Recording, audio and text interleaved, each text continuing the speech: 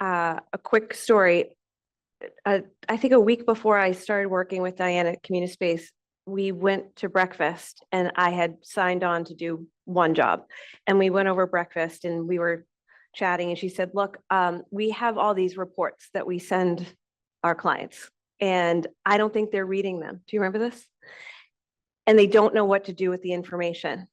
And I said, okay. And she said, you're going to fix it. And I remember thinking, oh my God, like I had just left Arnold. This was my first startup.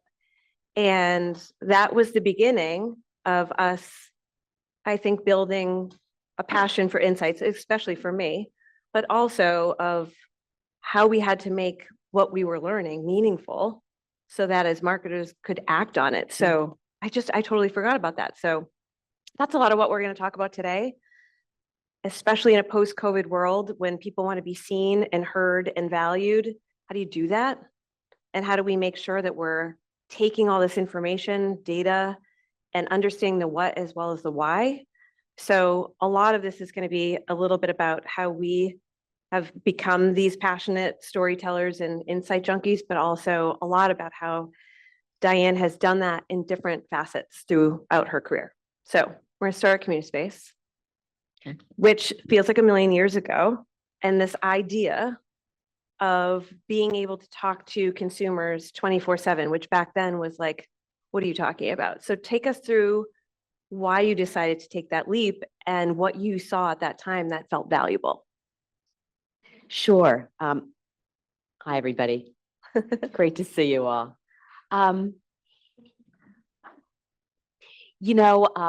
When we started CommuniSpace, it was the beginning of the internet, and the pundits talked about the 3 C's: content, commerce, community.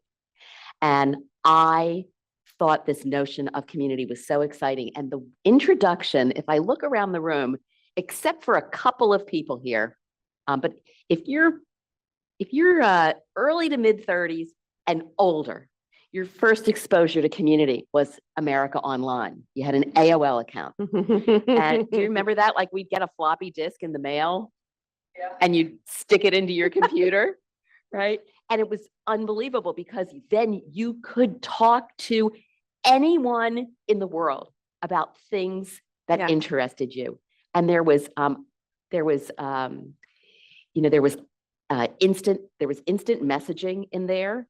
There was chat. There was, all of those things. And although AOL is kind of the email address that you don't want to have anymore, it was so transformational in our world for this notion that people could actually have conversations across the web. And at the time, most of those conversations were like, oh, you like tennis too? Oh, I love tennis too. Oh, well, let's go into the backgammon room. Or there was like sex stuff, but there was nothing serious. That we had this belief that businesses could have conversations also, that you could use the web for serious business purposes. Mm-hmm. And we played around with a lot of different ideas. We built software. We had stuff that we built that nobody used. I mean, we just kept trying and trying and trying. And the idea for CommuniSpace actually came from a client, a guy named Tom Brailsford at Hallmark. We had gone to meet with him. He had bought a product that was not working. He said to me one day, Diane, I love what you guys are doing, but I'm worried that no one's going to use the software. And I said, Tom, I'm worried no one's going to use it either. And he said, I think I have a better idea. He said, think about us. We're Hallmark. We're a card company. We're in trouble with the internet. Like, maybe no one's ever going to mail a card again. So we have enormous needs for innovation and for thinking differently about how we transform our business. And what if, instead of these store managers, who is what he was going to put in our online community, what if we invited our core customers in and we talked to them? They were like a focus group on steroids. Like, what if we did that and we could learn about their lives, their dreams, their frustrations? We could get their reactions to new cards. We could get their reactions to our website. I mean, I don't know. He said, and our core customer is like moms with little kids. Do you think you could do that? And I said, sure. Let's give it a try. And I went back to Boston and told our little team that instead of building a Hallmark Gold Crown store manager community, we were going to do moms.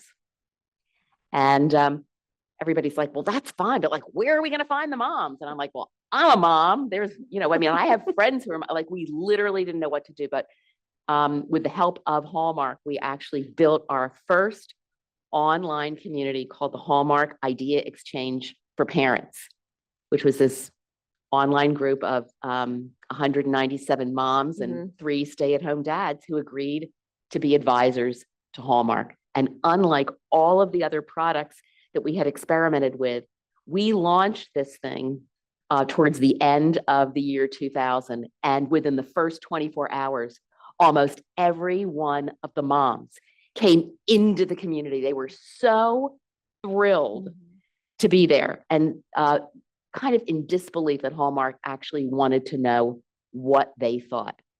And it was a game changer for us. And, over time, we learned a lot about what was going on there and why it was such a vibrant community and how we could do that across different industries with different types of consumers. But so the beginning was really, a client that had an idea. We ended up doing a hell of a good job with his idea.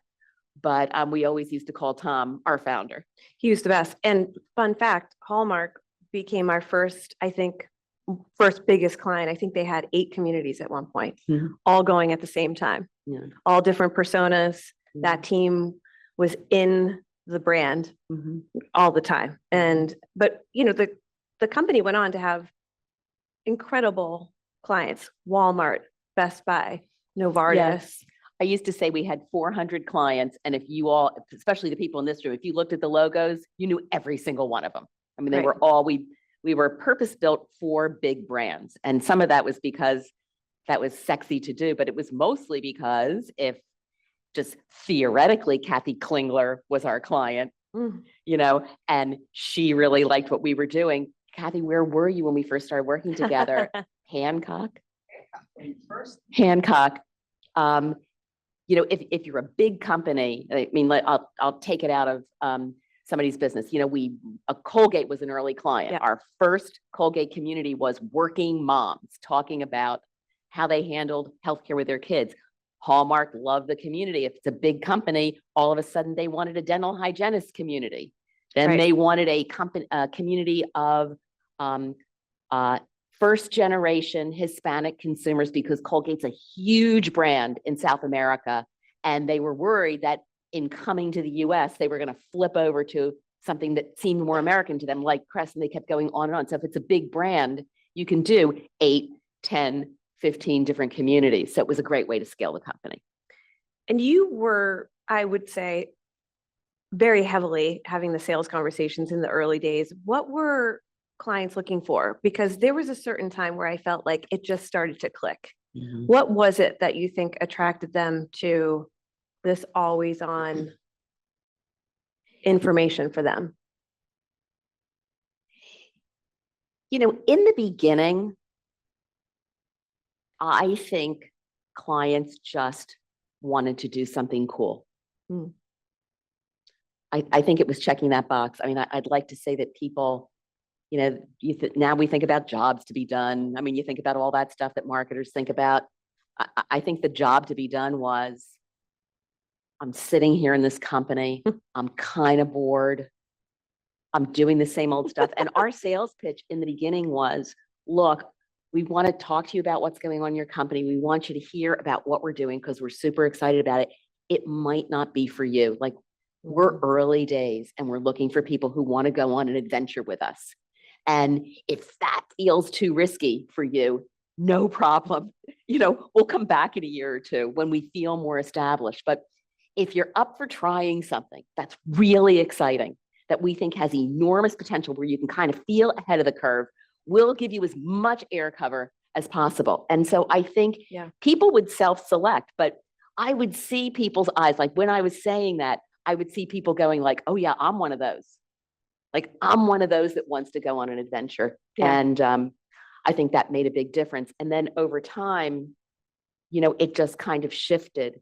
But the other thing that really worked for us was, better, faster, cheaper. Yeah. right? There was always, it probably still is going on now, but we would always say better, faster, cheaper. I can give you 2 out of 3. You tell me which 2 you want. And we did get to the point where if we were in the right place with the right need, we could do better and faster and cheaper. Yeah. I always wanted, our goal, and I'm happy to tell a bunch of stories about this, but our goal was to have people saying, I am using this community and we are learning things we never knew before. Like, the ultimate great thing that a client could say was, I had no idea. Yeah. I had no idea. I remember we started working for L'Oreal once, and I walked into a meeting with a client for the first time, and she says to me, look, I've been in this business for 11 years. I've been talking about hair for 11 years. There is nothing I don't know about women and their hair. So surprise me.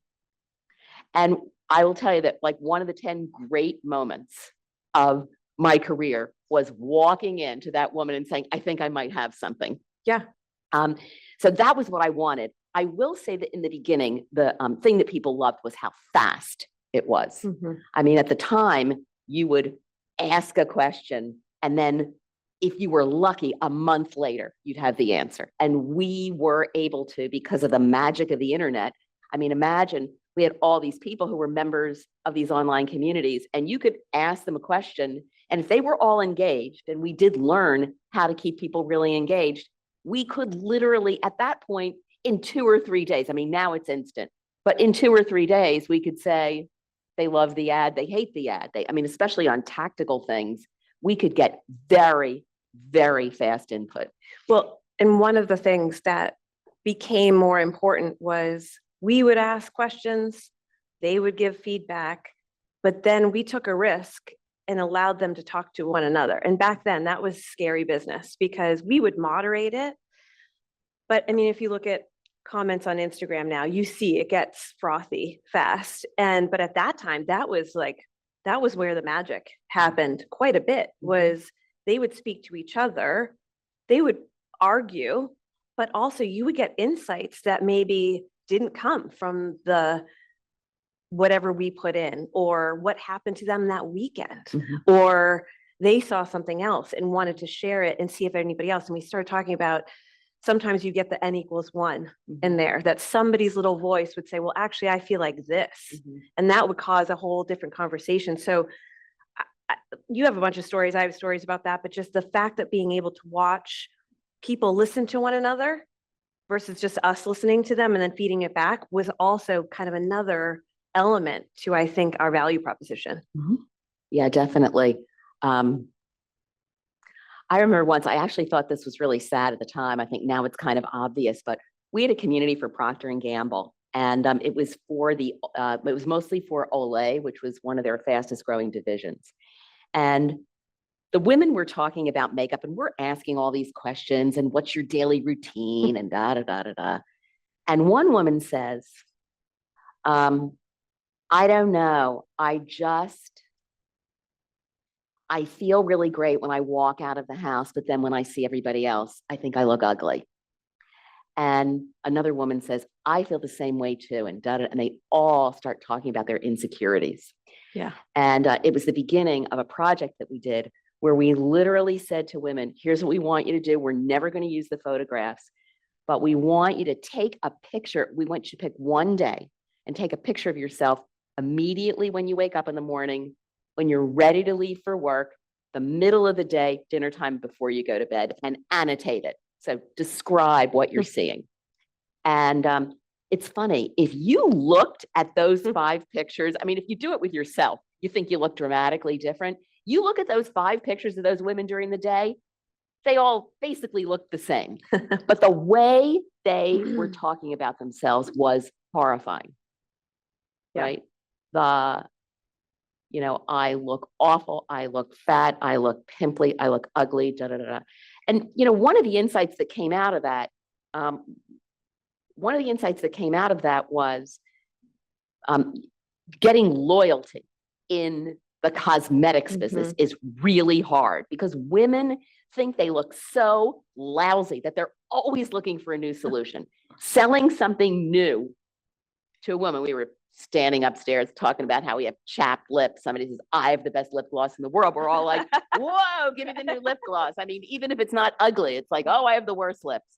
So having a new product and introducing a new product in cosmetics is really easy. And saying, I have this cream and I want to figure out how to have women love it all the time.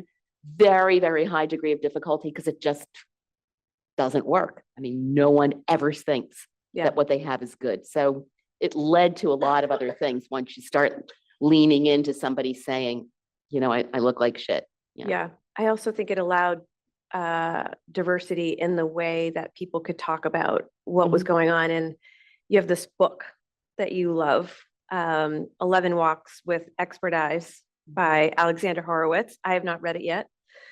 But the premise is about what you think everybody sees, but what really happens when you have diverse opinions and when you actually are listening to people. I just want to, because I think it impacted you, but I think it's also good for us all, especially in this point in time. Yeah. You know, when I told you that story about saying to the client who was talking to women for 11 years about hair, I think I have something new, and I actually did. We think we know. We think we see, we think we're listening and all of that, but it's not an event. I mean, it's a process. You know, I used to say to my teams all the time, what did we learn about our customers this week that we didn't know before? And this book that Jen's talking about, I think it's like On Knowing, 11 Walks with 11, but it's easy to find. And so here's the exercise that this woman goes through, because you don't even necessarily need to read the book. She lives in Manhattan, and she's like, I think she was like in the Upper East Side in the 80s. And she's lived in this neighborhood forever.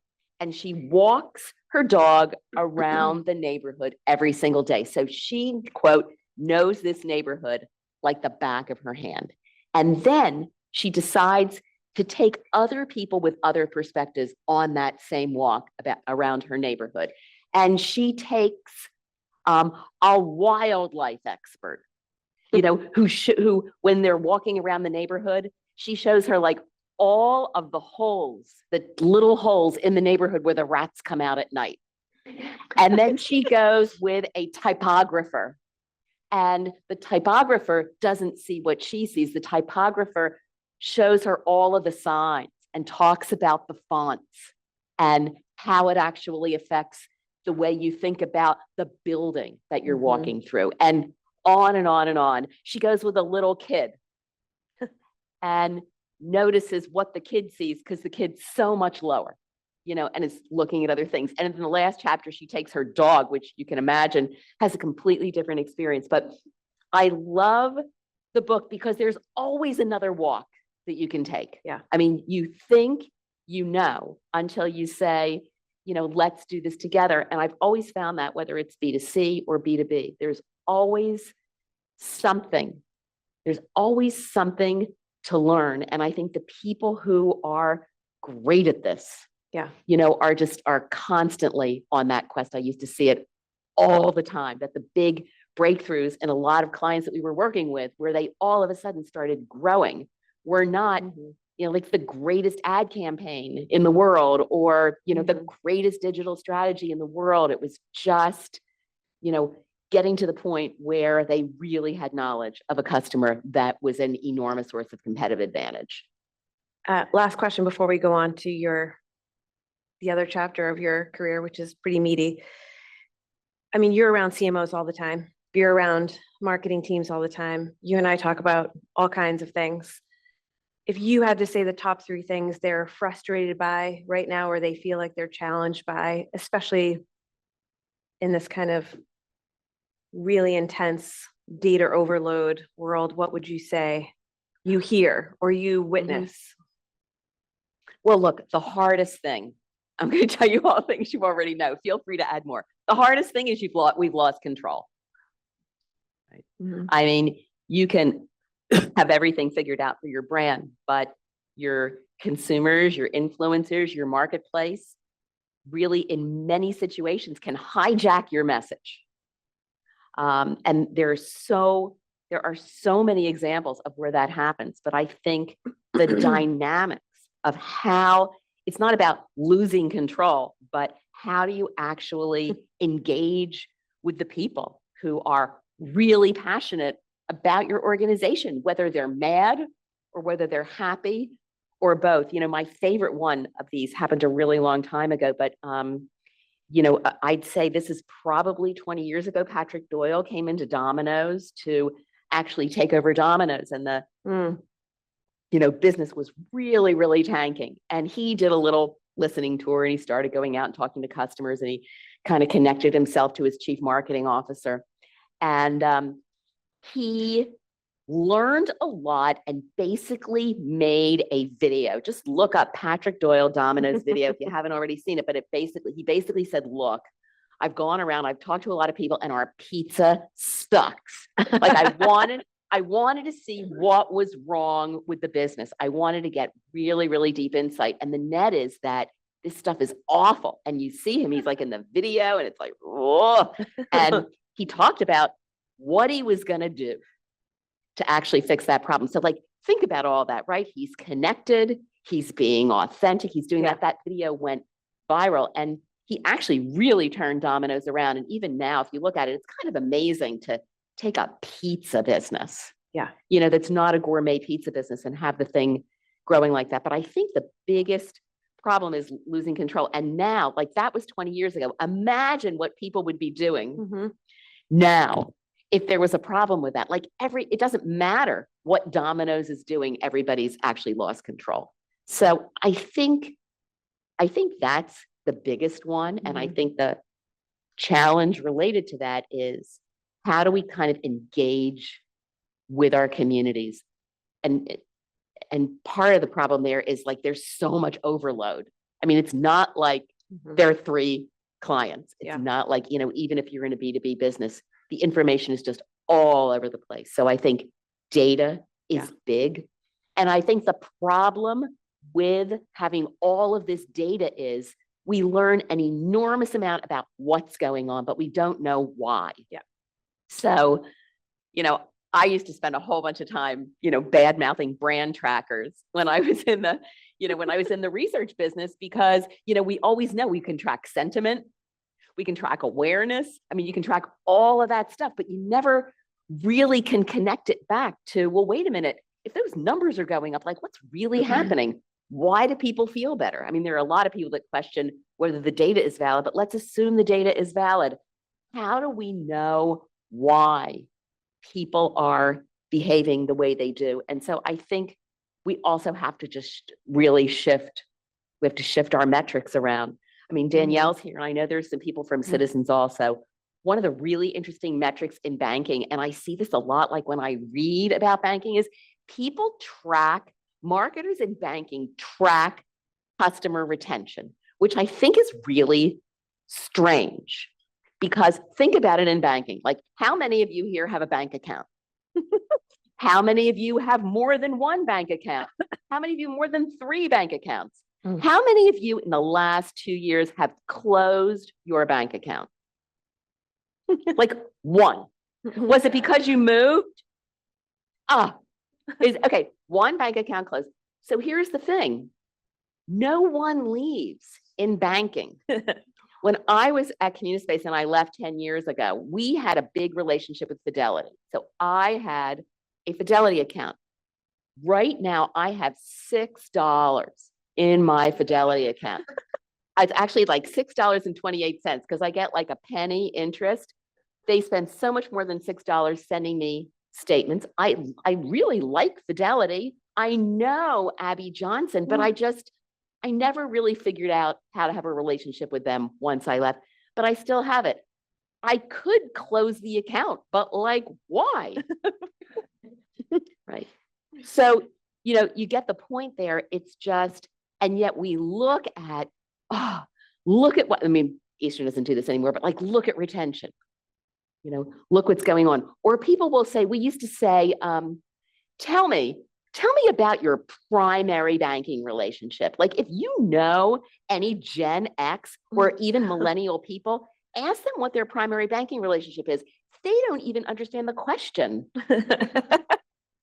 What does that even mean? I have to have a primary bank. Like I got one that's my mortgage and one that's my bill paying and one that's where they drop my paycheck and one I got mad at that bank one day. So I tried that. And then they all have a Chime account, right? But it's like, they don't even understand primary banks. I think that's the other really interesting thing going on for us right now is that the metrics that we used to use are probably irrelevant.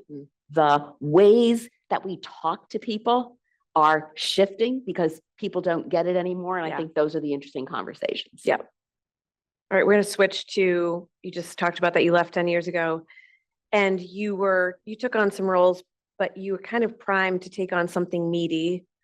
And you started some work around American voters in 2016. And I'm just going to preface this and say, obviously, we're living in a time where we just had an election. This is not a political conversation. This is about a journey to understanding what's happening in America among voters and seeing what came of it. And it's an interesting story and something that you kept up right up until, I don't know, a month ago. You're probably still talking to them, but I'd love to just talk about the beginning of that, some of the key learnings around, engaging with people consistently and letting them be heard in a way that wasn't showing up in polls or these things we're seeing on CNN, and why it's really impacted you in terms of the way you continue to do this work. Yeah. I was running a more mission-driven company at the time, Startup Institute, and I had told which basically was doing boot camps to help people get jobs in tech. And I loved it. It was mission-driven. I told the company, the board, that I'd stay for a year and a half, 2 years, but that I didn't think it was going to be huge, and I wanted to do something bigger and blah, blah, blah. But I fell in love with the students that we had and all of that, and I didn't know how to get out. I didn't know how to leave. And I had this lucky day. I got a phone call from a friend of mine back from my market research days who was at the top of the Clinton campaign. He was Hillary Clinton's head strategist. And he said, I just want to pick your brain. We're trying to understand undecided voters in swing states. And political people, all we do is focus groups and polls. And we're not getting it. And do you have any ideas? I'm like, I have so many ideas. And he said to me, he said, we have no budget, but would you be willing to help us figure this out? There are only 6 months left in the campaign. I mean, basically, I had an offer I couldn't refuse. And I left Startup Institute and I built an online panel of undecided voters. And I did the same thing with them that we did with CommuniSpace. I gave them really creative stuff to do. I asked them questions every single week. And whenever I learned something that I thought was like a L'Oreal, tell me something about hair you don't know, tell me something about what's going on with Hillary Clinton that you don't know, I'd send a report. My first report was who is least awful was my first report. Because what I learned is that among the undecided voters then, they basically couldn't stand Donald Trump and they couldn't stand Hillary Clinton. I can do a big long thing about why they didn't like Hillary, but you can also Google that. And that was my first one. And it was so interesting to understand voters. I'd never done anything in politics before. And the thing that really worked for me in this was what I had learned from CommuniSpace was how to build trust online, how to get people to really open up and tell you what they think. And part of it was circling back to people in our community and saying, here's what we did with the data that you gave us. It was giving people interesting things to do, making them feel heard, blah, blah, blah, blah. And so when the campaign was over, I was about to take another CEO job. And I wrote, while I was waiting, I wrote an op-ed for the Boston Globe and basically said, here's what I've been doing, and here's what I've learned, and here's what I think it means. And the op-ed basically said that although at the time everyone was blaming the election on James Comey, coming back and saying it was Hillary's emails were opening up the case again, my data said that my undecided voters flipped to Donald Trump when Hillary Clinton said that you could put half of Trump supporters into a basket of deplorables. And the op-ed went viral because Jake Tapper of CNN read the thing and called me and said, I want to talk about this. You've got to come on. Of course, you can imagine, right? Hi, this is Jake Tapper. I'm like, right. He's like, no, it really is. No. Who is this? I mean, that kind of thing. But he kept talking about it and talking about it. And I thought, oh my gosh, I'm making more of a difference after the election than before. So instead of taking the CEO job, I decided to change my career and give myself 1/3 of my time to do this voter research. And that's when I joined a bunch of corporate boards so that I could have a portfolio life. And what I did is I reconstituted everything. So instead of undecided voters, I built this online panel of 500 voters, all points along the political spectrum, every age, every ethnicity, every state. And I interviewed everybody in person for a half hour. It's part of the trust thing, letting them know that there was somebody on the other end. I wasn't going to judge them.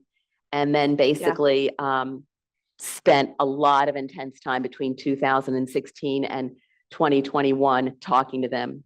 And then I took a break. And when everything was so insane over the past year or so, I wrote to everybody and said, please come back. I can't stand it. I need to know what's going on. And I recruited a bunch of additional new people and, started up again for this election. I remember talking to you on Zoom and you said, I think I'm going to write a book. And this is during COVID where people are just trying to figure out, like, am I putting pants on today? Like, what are we doing? And Diane says, what else am I going to do? I'm going to write a book. And it's called Our Common Ground. And it's a continuation of the work that you did. But one of the statements that I think is really powerful when it talks about the book is we must begin to listen, to stop presuming, to try to understand and to treat each other with dignity.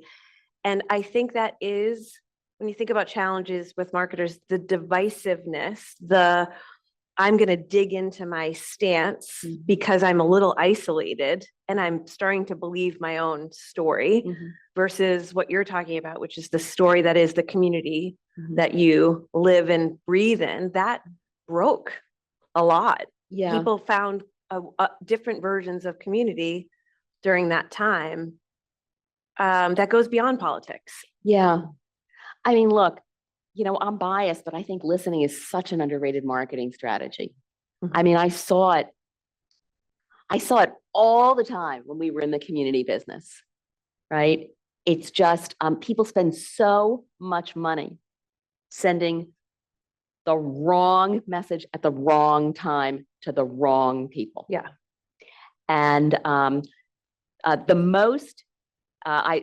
of the things that we did, I think it was like 2005, I had a local woman named Laura Fitton, who was the only person I knew who was on Twitter. And she was an expert. She wrote a book called Twitter for Dummies. And I had her come to our company and tell us what Twitter was. And then I got on. So I've been on Twitter for a long time. The most retweeted thing I've ever said in that 20 years or almost 20 years since I've been on Twitter was I was watching the Super Bowl one day.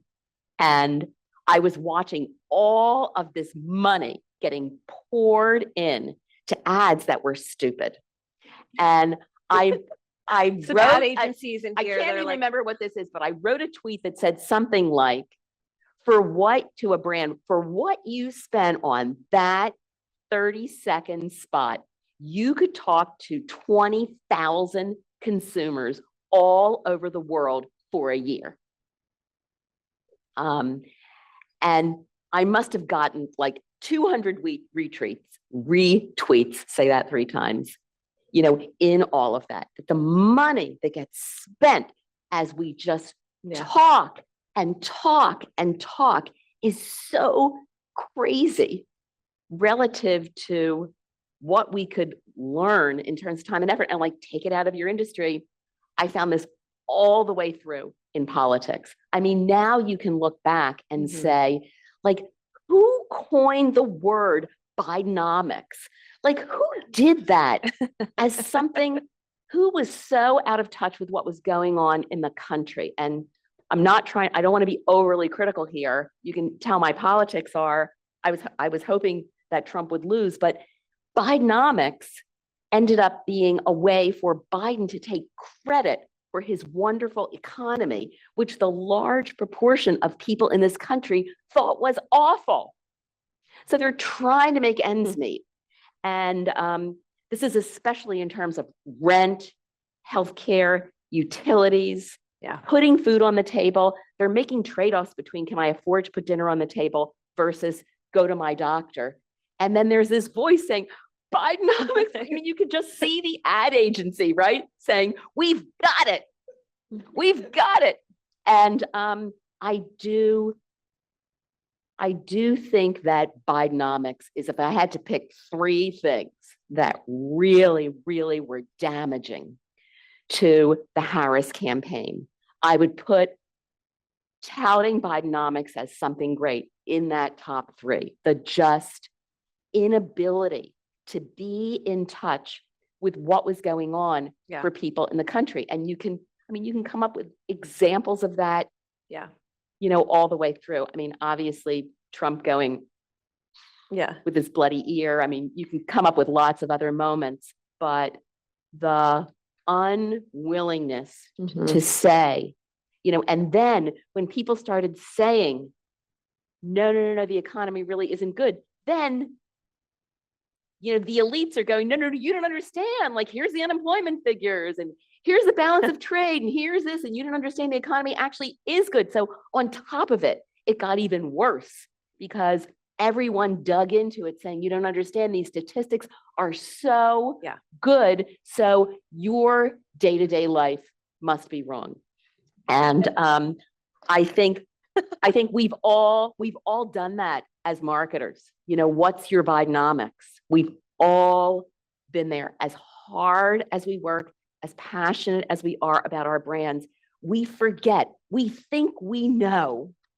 We think that when we walk around the block, figuratively, in our organizations, we think we know everything. But we don't have those moments. And I think just stopping and saying, what am I learning? If the world is different, and the last time I thought, if I made a presentation to the board of directors of my company 6 months ago and told them about our customers, look at what's happened in this world in 6 months. Right. Look what's happened. You're in financial services. Look what's happened in this world in the past week. Look at what happened with United Health. And the reaction to that, and the anger that so many consumers experience about their lack of control in their lives, and about the heartbreak that they experience and everything. So what do we not know about what's going on with our customers that wasn't in existence 6 months ago? And I think if you can make that a practice, it's a huge source of competitive advantage. So let me, like Jen and I were talking about this, we talked the other day. So ever since this was in my mind, because you all know this already, but so the reason I'm saying all this is get it back, because I lose it too.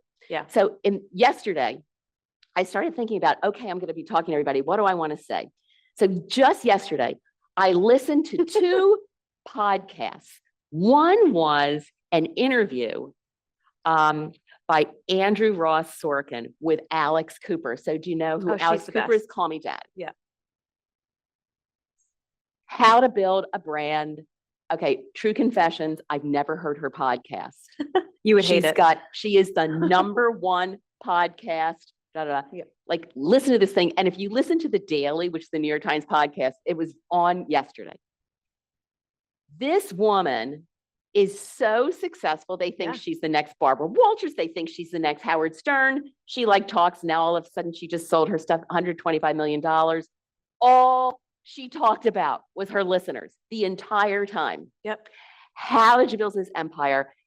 She said, look, I've got women who are feeling unheard. They want to hear this. They think nobody understands them. That's what I do. All she talked about during the entire podcast was her listeners. She didn't want to talk about herself. She knows so much and she's just trying to understand them every single day, and it's all clicking. And the other podcast I listened to was an interview by Kara Swisher with Anjali Sood. And Anjali, I'm on the board of Bright Cove, and one of our competitors is Vimeo. And Anjali was the CEO of Vimeo. And she left to go run a company called Tubi, which is a free online streaming service that no one's heard of. Meanwhile, they have 80 million people who are their customers, who are watching this stuff. And guess what she talked about the entire time? Her customers. Yeah. She has basically, as far as I can tell, she's got every Black person in the United States. She's got every person of color in the United States. She's got, I mean, it's just unbelievable who is listening and what they've done with their content and how she's building this brand. And again, all she talked about was her customers, how they're using it. You know, their value proposition for advertisers, which is super interesting. I'm like you, Andrew, like buy ads on this thing because they have everybody who doesn't have cable. They have everybody who doesn't listen to all this, and advertisers are flocking to them because they have all of the people who are really, really hard to reach. And again, all she did was talk about them, their habits, how they watch, why they watch, what they want to see, how they're thinking about their algorithms differently. And I just think, you know, when that's in your head, this is two people that are building major, major brands out of nowhere. Yeah. And their unfair competitive advantages, they are obsessed.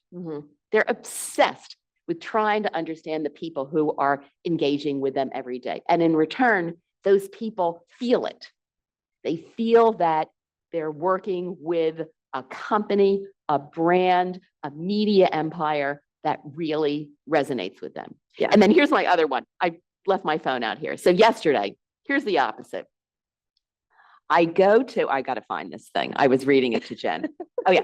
So I go yesterday to the movies with my grandchildren, and we're going to watch the Polar Express. We're at the fancy theater in Natick. We got the chairs, you know, they're 3 and 6. We brought blankets. They're like in bed watching the thing. We got our popcorn, and they do some coming attractions that are kind of marginally relevant. And then the screen goes dun da da da, and it's AMC Laser by AMC. Okay, that's pretty cool. So they go Laser. And then the voiceover says this: Laser at AMC puts the science behind the movie magic to create a new visual standard in premium projection. Designed by brilliance, Laser at AMC provides uniformity with no lamp flicker. Experience every pixel, every lumen working together. Imagine my grandchildren listening to this. They keep going, right? Makes each frame more lifelike than ever. Witness a pure RGB range. So vibrant. Anyway, I can keep going.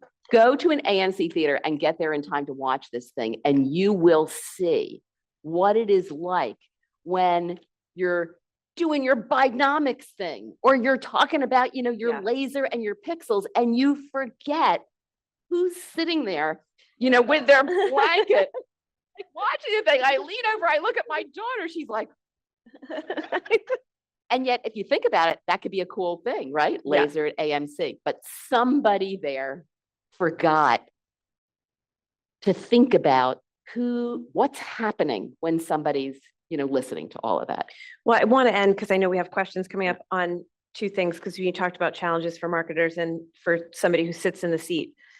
I think trust, we talked a lot about trust today, and trust does come from listening, and also speed. The fact that things change so often, and the repercussions of not building trust and not acting fast enough, I think are two things I've definitely felt. And I'll add like an asterisk too of just the role of influencers. I'd never thought a huge part of my career would be managing people who have more influence than anything I ever thought, and have makeup artists. Anyway, that's another topic. But it's interesting. We talked about what happens when the trust erodes, and if you don't act, and if you don't have that flexibility and nimble behavior. The Chipotle one this summer just was so, it just took on a life of its own. Does anybody here know what happened with Chipotle this portion summer? size. If you're somebody who goes to Chipotle and you know what you order every single day, and you understand how to hack the system, and you know your burrito might actually be 2 meals, or you know exactly what goes on that bowl, and you know not to ask for a lot, it's a cult, and it's amazing, and it's what has fed that brand for a really long time. And some influencers started to go on and put videos on that said, this is not the same bowl. This is not enough meat. I am pissed. And it just took off. And then everybody, the comments, this is how I think about it too. And this happened to me. And they're trying to pull one on us. It was really intense.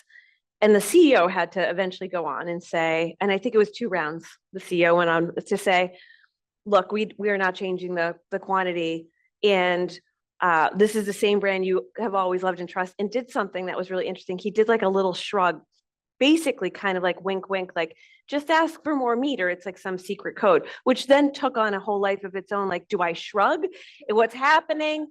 This guy's not telling the truth. And he had to go back and fix it a second time, because obviously shareholders are like, we need to get back on track here. But that was, talk about viral, that took on a life of its own. And knowing that there's so many people that didn't feel heard, and at a time when being able to afford your burrito was probably a big expense when we're talking about eggs.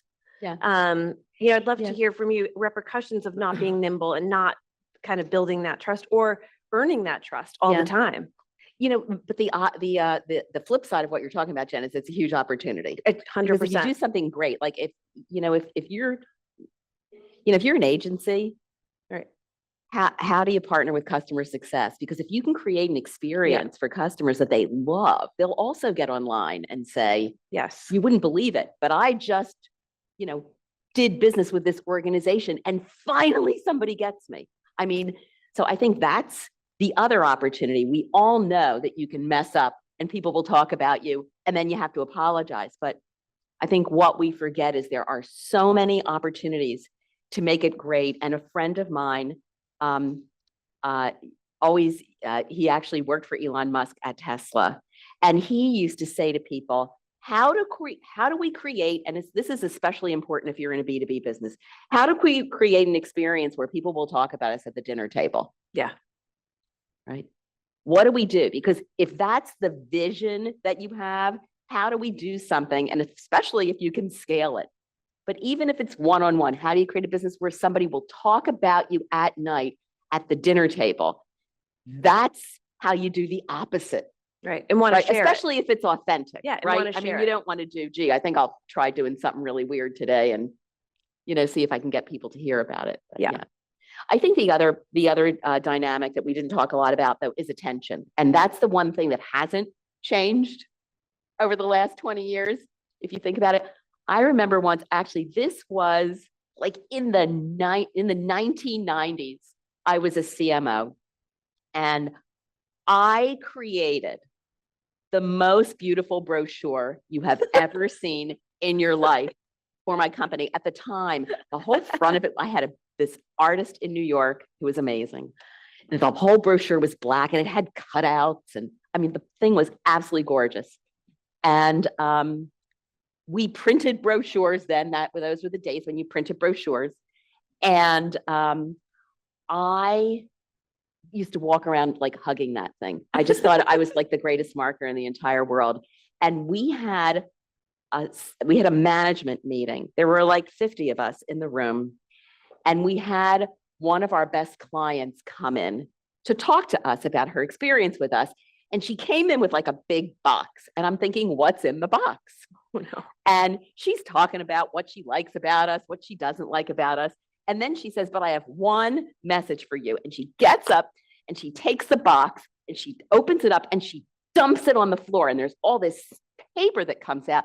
And she says, this was my mailbox. That you can tell this is an old story from the 90s, but this was what came to me in the mail this week. I had 38 pieces of mail from you and your competitors. And in that pile was my brochure. She literally threw it in with all of that ugly stuff and then just dumped it and said, I don't have time for this. I don't read any of this. I don't care what color it is and everything. I mean, I was crushed. Of course, everybody's looking at me like, oh, you thought you were so good, you suck. But I just, that's the other thing, which is that, I don't know how we earn the right to get people's attention without really walking around the block with them and without really making sure that when we're in conversation with them, even if it's direct or they're in conversation with each other, that we really have messages that resonate, that are worth pulling something out of the box for. Yeah. Thank you for telling these stories, but also just giving the insight that you've had from an incredible career. So you talk about opportunity, and can you talk a little bit about the difference between what people say and then what they actually do? Because, if anything, elections and all of that show the difference between what they're saying and then what they actually do in private. And where's the opportunity in between the two? Well, look, I think a lot of the difference between what people say and what people do is context. So for instance, the reason that people lie to pollsters is they think that they're going to be put on some bad list. Like, why would I tell somebody, if I'm a Trump supporter, why would I tell any pollster in Massachusetts that I'm voting for Trump? Because they're probably going to put me on some list in the Massachusetts State House of people who don't deserve to live in Mass. I mean, I don't know. But so some of it is, what are the circumstances under which you're asking the question? Yeah. And I think the other thing is, you gotta push harder. So somebody says something and you got to say, well, that's interesting.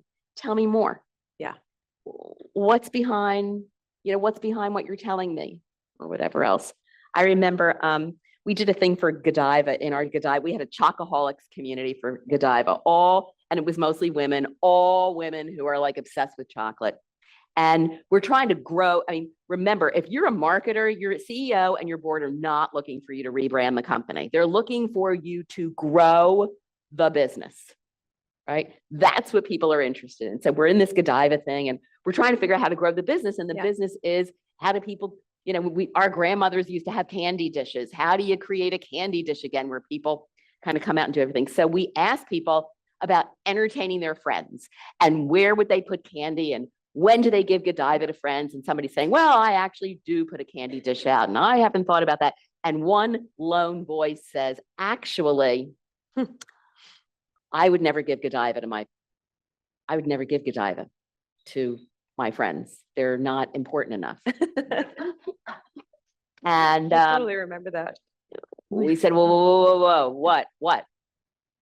Well, anyway, if you keep pushing, what you learn is that a lot of Godiva consumers have a little gold box and they put it in a private place in their cupboard. And once a day they go in and they get one piece and they eat it for themselves.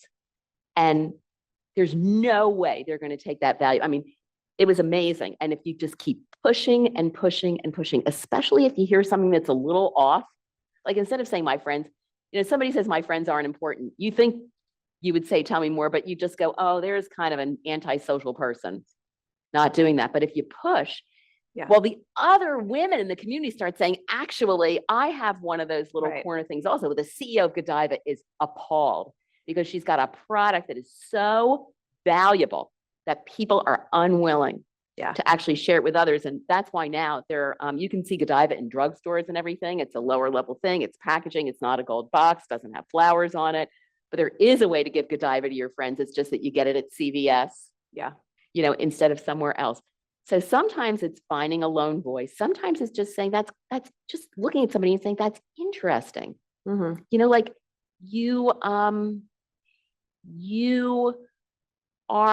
you're a Trump supporter and you think there should be gun control. Like, what does that mean? Why would that be? What's your background? What got you to this place? And just kind of understanding the journeys. So that's it, just not looking at things on the surface. Yeah. Hi, thank Hi. you for your time today. I'm Caroline. I actually work at Citizens, so I'm so glad that you're calling out those Right, finance. second best bank in Boston. I'm certainly proud of it. I'm certainly proud of it. You talked a lot about how in the early 2000s, community was something for people who are bored. Let's explore something else. Let's start listening. Community has now turned into this really sparkly, shiny thing that everyone who's a CEO is like, oh, should we look into this? Should we do it? What is your take on how community, the concept of community has changed and how to sell it or strategically say maybe it's not for you as community continues to become such a brand new sparkly thing? Yeah. I think the easiest way to sell it is to identify what communities you already have. You know, I think most of us already have communities. They may be happy with us. They may not be happy with us. But, you know, so think about Citizens. We did in 2002 an online community for Charles Schwab of high net worth individuals. And these people actually came online because they wanted to give Schwab advice on financial services. They're all high net worth individuals. They're at the time, they were worth like 1 million plus they had at Schwab. The number one thing that we learned in week one was they didn't really like talking to their financial advisor because they were worried that they were going to flunk the test. You know, it's the equivalent of saying, you know, you say home equity loan, what percentage of your customers really know what a home equity loan is? Probably fewer than you think, right? So what's the community of, what's that group look like? People who are feeling pretty secure financially, but don't do a lot about it because they don't get it. They don't get it. It's like not fun, right? Yeah. You know, you think about this, I'm looking at Carrie, you look in private banking, like it's not fun to go to a lawyer and do your estate plan. That's like not on people's hit parade. So, you know, there's a community in financial services, I think, of people who are saying, I should. It's the I should people, right? I should do this. I know it's good for me. I know I should do this. I know I have too much money in my checking account. I know I have all this equity here. I should. But it's like boring and it's stressful. I'm not going to understand it. Somebody's going to give me language I don't understand.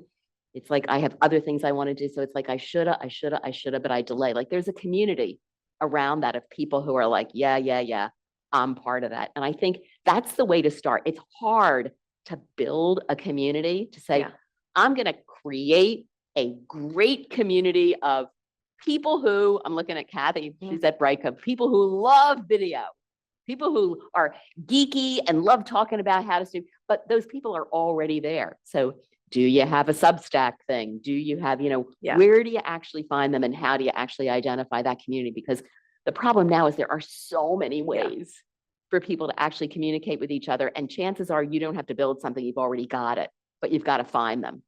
Sometimes you find them, go to a conference. Right? Who's hanging out at your booth? Who knows each other? Why, you know, where are the conferences where people really are, you know, and they're already there? And then how do you leverage a community that's existing just to get going? Thank you, everybody.